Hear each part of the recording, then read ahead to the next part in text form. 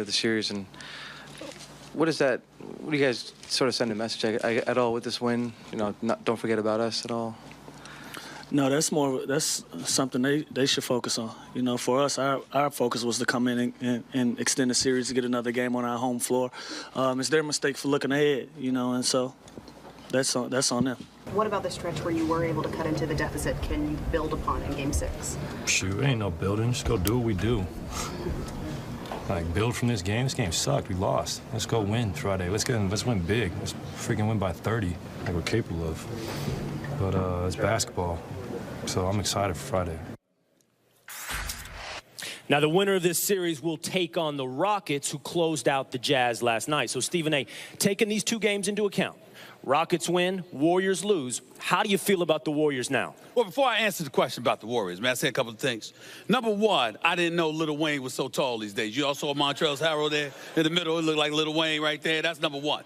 Number two, whoever the agent is for Lou Williams, I don't want to call his name. I don't want to call him out, but you got problems, because the best sixth man in basketball, who is something special, and he was special last night in Lou Williams, is only making $8 million a year in today's NBA economy. Something's wrong with that picture. Now, let me move on.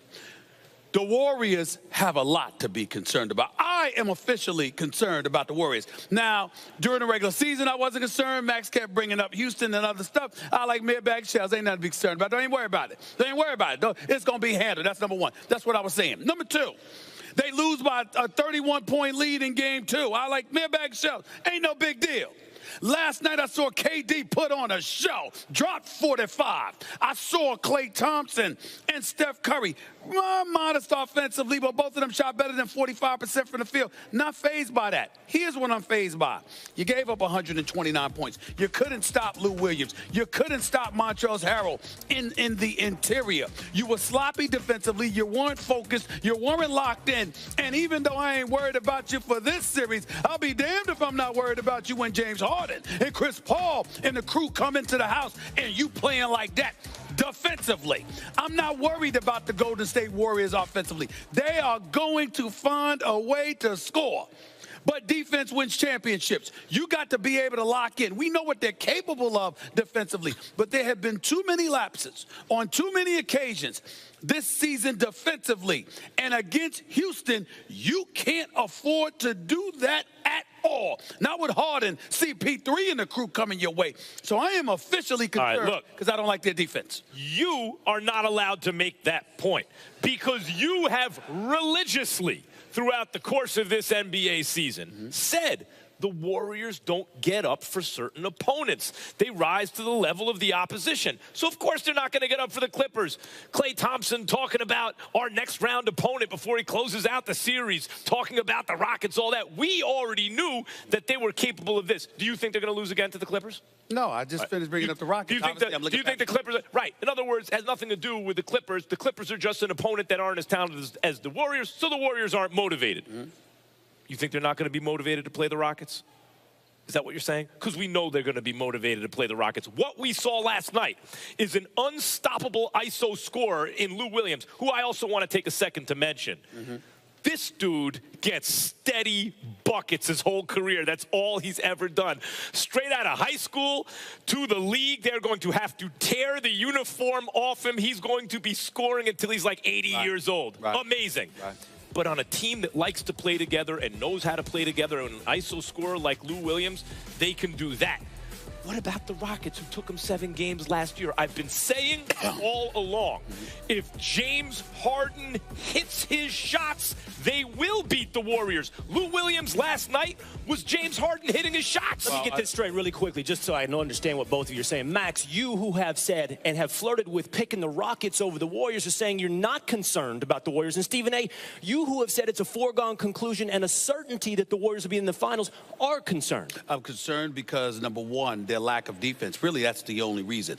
Chris Webber did an outstanding job calling the game last night when he kept emphasizing how the Clippers were making a mistake about getting away from pick and rolls, trying to throw the ball into the post. And Montrezl Harrell, he's a freelancer. He can do damage in other ways. You don't throw the ball into the interior with him and try to get him to drop step and score points in the post. That's not how you take advantage of the Golden State Warriors. The way Chris Webber was saying you should take advantage of the Golden State Warriors is the way that the Houston Rockets religiously take advantage of everybody. That's number one. Number two, in terms of what me of all people cannot say, I'm Stephen A. I can say what I want. Go ahead. I could. That's not a knock against you. I'm just having fun. You can, you know you can say whatever you want. Exactly. What you will find is go check tape. I'll be right. Look, I'm not concerned about the Warriors more than I was yesterday. It's not that I'm not concerned they can lose. It's that I've been saying this all along. At a certain point, people show you who they are. You have to start believing them. At some point, you have to start believing them. The Warriors have always had this thing where they are much more vulnerable than they should be. The first time they won a championship, LeBron was all alone.